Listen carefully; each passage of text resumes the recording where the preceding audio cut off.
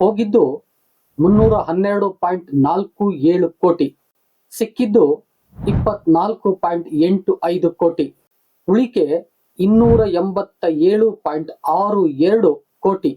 ಕತೆ ಏನು? ಪ್ರತಿವೀಕ್ಷಕರೇ, ಇತ್ತೀಚೆಗೆ ಡಿಜಿಟಲ್ ಅರೆಸ್ಟ್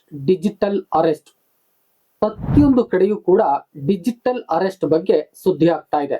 ಎಫ್ಎಂಗಳಲ್ಲಿ, ದೂರದರ್ಶನ ಮಾಧ್ಯಮಗಳಲ್ಲಿ ಹಲವು ಕಡೆ ಸುದ್ದಿಯನ್ನ ಮಾಡಲಾಗ್ತಾ ಇದೆ. ಜೊತೆಗೆ ಸೈಬರ್ ಇಲಾಖೆಯವರು, ಪೊಲೀಸ್ ಇಲಾಖೆಯವರು ಇದ್ರ ಬಗ್ಗೆ ಒಂದೊಂದು ವಿಡಿಯೋಗಳನ್ನೇ ಮಾಡಿ ಸೋಷಿಯಲ್ ಮೀಡಿಯಾದಲ್ಲಿ ಹಂಚ್ಕೊಳ್ತಾ ಇದ್ದಾರೆ, ನಾವೆಲ್ಲ ನೋಡ್ತಾ ಇದ್ದೀವಿ. ಆದ್ರೂ ಕೂಡ ಜನರ ಹಣ ಬ್ಯಾಂಕಿಂದ ನೇರವಾಗಿ ಕಳ್ಳರ ಖಾತೆಗೆ ಹೋಗ್ತಾ ಇದೆ. ಪ್ರೀತಿವೀಕ್ಷಕರೇ, ಇತ್ತೀಚಿನ ದಿನಗಳಲ್ಲಿ ಒಂದು 3 ವರ್ಷದ ಸ್ಟೇಟ್ಮೆಂಟ್ ಅನ್ನ ಇವತ್ತು ನೋಡ್ಬೋದು. ಇತ್ತೀಚಿನ ದಿನಗಳಲ್ಲಿ ಈ ಡಿಜಿಟಲ್ ಅರೆಸ್ಟ್ ಇಂದ ಶೋಷಣೆಗೆ ಒಳಗಾಗ್ತಕ್ಕಂಥವ್ರು ತುಂಬಾ ಜನ ಇದ್ದಾರೆ.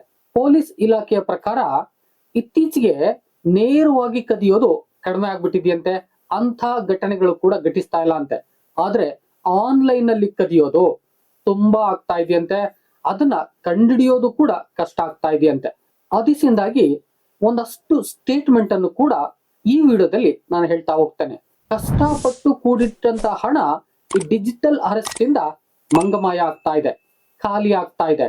ಹಾಗಾದ್ರೆ ಡಿಜಿಟಲ್ ಅರೆಸ್ಟ್ ಎಂದರೇನು? ನಾನು ಬಹಳ ಹಿಂದೆನೆ ಹಲವು ವಿಡಿಯೋಗಳನ್ನು ಮಾಡಿದ್ದೀನಿ, ಬೇಕಾದ್ರೆ ಅಲ್ಲಿ ಹೋಗಿ ಕೂಡ ನೋಡ್ಕೊಂಡು ಬನ್ನಿ. ನಾನು ಎಂಡ್ ಸ್ಕ್ರೀನ್ ಅಲ್ಲಿ ಹಾಕಿರ್ತೀನಿ, ಅಲ್ಲೂ ಕೂಡ ನೋಡ್ಬೋದು. ಆದ್ರೆ ಈ ವಿಡಿಯೋದಲ್ಲಿ ಒಂದಷ್ಟು ಸಂಕ್ಷಿಪ್ತವಾಗಿ ಡಿಜಿಟಲ್ ಅರೆಸ್ಟ್ ಅಂದ್ರೆ ಏನು ಅಂತ ಹೇಳ್ತಾ ಆ ಸ್ಟೇಟ್ಮೆಂಟ್ ಅನ್ನ ಹೇಳ್ತೀನಿ.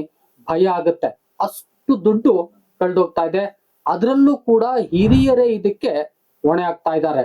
ಸಿಂಪಲ್ ಆಗಿ ಹೇಳೋದಾದ್ರೆ ಡಿಜಿಟಲ್ ಅರೆಸ್ಟ್ ಅಂತ ಹೇಳಿದ್ರೆ, ಯಾರು ಕಳ್ಳರು ಸರ್ಕಾರಿ ಉದ್ಯೋಗಸ್ಥರ ರೀತಿನಲ್ಲಿ ಅಥವಾ ಪೊಲೀಸ್ ಇಲಾಖೆಯ ರೀತಿನಲ್ಲಿ ವೇಷ ಮರೆಸ್ಕೊಂಡು ಆನ್ಲೈನ್ ನಲ್ಲಿ ಕರೆ ಮಾಡಿ, ಅದು ಫೋನ್ ಕರೆ, ವಾಟ್ಸಪ್ ಕರೆ ಮಾಡಿ ಅಲ್ಲಿಂದ ಈ ವ್ಯಕ್ತಿಗಳನ್ನ ಎದುರಿಸಿ ಯಾರು ಹಣವನ್ನ ದೋತ್ತಾರೋ ಅದನ್ನ ಡಿಜಿಟಲ್ ಅರೆಸ್ಟ್ ಎಂಬುದಾಗಿ ಕರೀತಾ ಇದ್ದಾರೆ. ಅಂದ್ರೆ ಆನ್ಲೈನ್ ಅಲ್ಲೇ ಅರೆಸ್ಟ್ ಮಾಡಿಬಿಡೋದು. ಹೀಗೆ ಸಣ್ಣ ಉದಾಹರಣೆ ನೋಡೋಣ. ಫೋನ್ ಮಾಡ್ತಾರೆ, ಹೇಳ್ತಾರೆ, ನೋಡಿ ನಿಮ್ಮ ಪ್ಯಾನ್ ಕಾರ್ಡು, ನಿಮ್ಮ ಆಧಾರ್ ಕಾರ್ಡು ಮಾಹಿತಿ ಸಿಕ್ಕಿದೆ, ಇದಕ್ಕೆ ಇಷ್ಟು ಹಣ ಯಾವುದೋ ಭೂ ಮಾಫಿಯಾಗೋ ಅಥವಾ ಯಾವುದೋ ಡ್ರಗ್ ಮಾಫಿಯಾಗೋ ಒಳಗೊಂಡಂತೆ ಸಿಕ್ಕಿದೆ. ಆ ಒಂದು ಡ್ರಗ್ ಮಾಫಿಯಾದಲ್ಲಿ ನಿಮ್ಮ ಆಧಾರ್ ಕಾರ್ಡು, ಪ್ಯಾನ್ ಕಾರ್ಡು ನಮ್ಗೆ ಪತ್ತೆ ಆಗಿದೆ. ಈಗ ನಾವು ಶೋಧ ಮಾಡಿದ್ರೆ ನೀವು ಸಿಕ್ಕಾಕೋತೀರಾ. ನಿಮ್ಮ ಆಧಾರ್ ಕಾರ್ಡ್ಗೂ ಈ ಮಾಫಿಯಾಗೂ ಸಂಬಂಧ ಇರೋದ್ರಿಂದ ನೀವು ಸಿಕ್ಕಾಕೊಳ್ತೀರಾ, ಜೈಲನ್ನ ಅನುಭವಿಸ್ಬೇಕು ಎಂಬುದಾಗಿ ಡಿಜಿಟಲ್ ಆಗಿ ಅಂದ್ರೆ ಆನ್ಲೈನ್ ಕರೆ ಮಾಡ್ತಾನೆ ಎದುರಿಸ್ತಾ ಹೋಗ್ತಾರೆ. ಇದರಿಂದ ಭಯಗೊಂಡಂತ ವ್ಯಕ್ತಿಗಳು ತಕ್ಷಣದಲ್ಲಿ ಇದರಿಂದ ಹೊರಗೆ ಬರ್ಬೇಕಲ್ಲ. ಸಮಾಜದಲ್ಲಿ ಒಂದು ಒಳ್ಳೆಯ ಘನತೆಯನ್ನ ನಾವು ಗಿಟ್ಟಿಸ್ಕೊಂಡಿದೀವಿ. ಆದ್ರೆ ಈಗ ಈ ರೀತಿಯಲ್ಲಿ ಯಾವ್ದೋ ಡ್ರಗ್ಗು, ಯಾವ್ದೋ ಬೇರೆ ಕೇಸ್ಗೆ ಸಿಕ್ಕಾಕೊಂಡು ಜೈಲ್ಗೆ ಹೋದ್ರೆ ನನ್ನ ಕತೆ ಏನು ಅಂತ ಹೇಳಿ ಅದರಿಂದ ಹೊರಗೆ ಬರುವ ಪ್ರಯತ್ನವನ್ನ ಮಾಡ್ತಿರ್ತಾರೆ.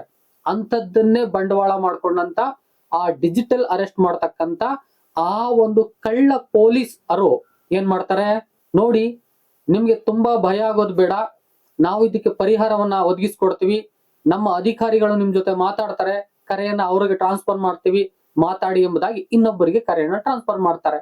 ಅವರು ಇವ್ರಿಗೆ ಸಮಾಧಾನ ಮಾಡೋ ರೀತಿಯಲ್ಲಿ ಎಲ್ಲವನ್ನ ಹೇಳಿ, ತಪ್ಪಿಸ್ಕೊಳ್ಳೋ ವಿಧಾನಗಳನ್ನ ಹೇಳಿ, ಕೊನೆಗೆ ಇಷ್ಟ ಹಣ ಕೊಡಿ, ನಾವು ಇದನ್ನ ಮುಚ್ಚಾಕ್ತಿವಿ ಎಂಬುದಾಗಿ ಹೇಳ್ತಾರೆ. ಈ ಮಾನ ಮರ್ಯಾದೆ ಒಳಗೊಂಡಂತ ಜನ ಏನ್ ಮಾಡ್ತಾರೆ, ಹಣವನ್ನ ಕೊಡ್ತಾರೆ. ಅದು ಹೇಗ್ ಕೊಡ್ತಾರೆ?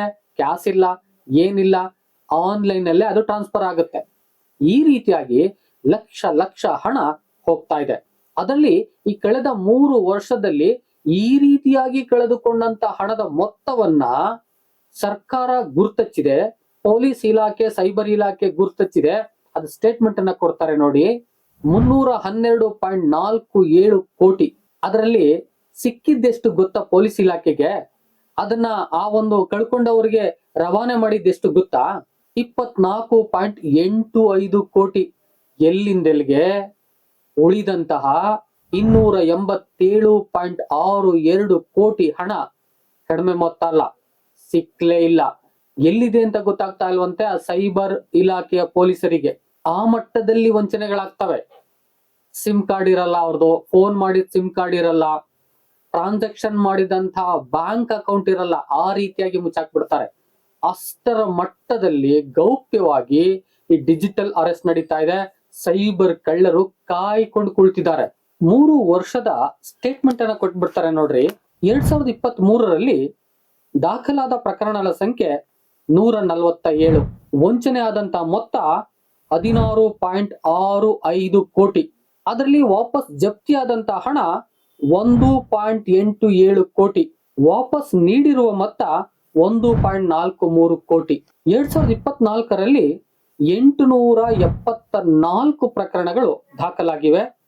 ವಂಚನೆಗೆ ಒಳಗಾದಂತ ಮೊತ್ತ 151.24 ಕೋಟಿ. ಸಾಮಾನ್ಯ ಹಣ ಅಲ್ಲ, ಇದು ಕಷ್ಟಪಟ್ಟಂತ ಹಣ. ಇದರಲ್ಲಿ ಜಪ್ತಿಯಾದಂತ ಹಣ 17.22 ಕೋಟಿ. ಇನ್ನು ಆ ಒಂದು ಯಾರು ಕಳ್ಕೊಂಡಿದ್ರು ಅವ್ರಿಗೆ ತಲುಪಿಸಿದಂತ ಹಣ 13.146 ಕೋಟಿ. ಇನ್ನು 2025ಗೆ ಬರೋಣ ನೋಡಿ.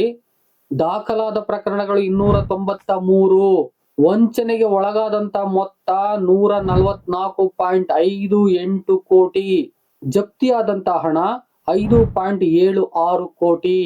ಎಷ್ಟೊಂದು ಹಣ ವ್ಯತ್ಯಾಸ ಇರುತ್ತೆ ವಾಪಸ್ ಪಡೆದುಕೊಳ್ಳುವಲ್ಲಿ. ಇನ್ನು ರಿಟರ್ನ್ ಮಾಡಿದಂತ ಹಣ 3.44 ಕೋಟಿ.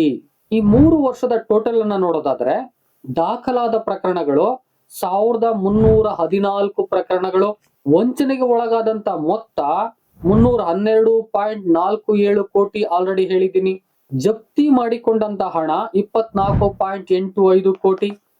ಇನ್ನು ಯಾರು ಕಳ್ಕೊಂಡಿದ್ದಾರೋ ಅವರಿಗೆ ತಲುಪಿಸಿರ್ತಕ್ಕಂತ ಹಣ 18.33 ಕೋಟಿ. ಪ್ರೀತಿವೀಕ್ಷಕರೇ, ಜನಸಾಮಾನ್ಯರ ಹಣ ಈ ಆನ್ಲೈನ್ ಪ್ಲಾಟ್ಫಾರ್ಮ್ ಬಂದ ಮೇಲೆ ಡಿಜಿಟಲ್ ಅರೆಸ್ಟ್ ಅಂತಕ್ಕಂಥದ್ದು ಬಂದು ಬಹುತೇಕವಾಗಿ ಹಣವನ್ನ ಕಳ್ಕೊಳ್ತಾ ಇದ್ದಾರೆ. ಆ ದಿಸೆಯಿಂದಾಗಿ ಇದರಲ್ಲಿ ಬಹಳಷ್ಟು ಜನ ವಂಚನೆಗೆ ಒಳಗಾಗ್ತಕ್ಕಂಥವ್ರು ಯಾರಪ್ಪ ಅಂತ ಹೇಳಿದ್ರೆ ಹಿರಿಯರೇ ಆಗಿದ್ದಾರೆ.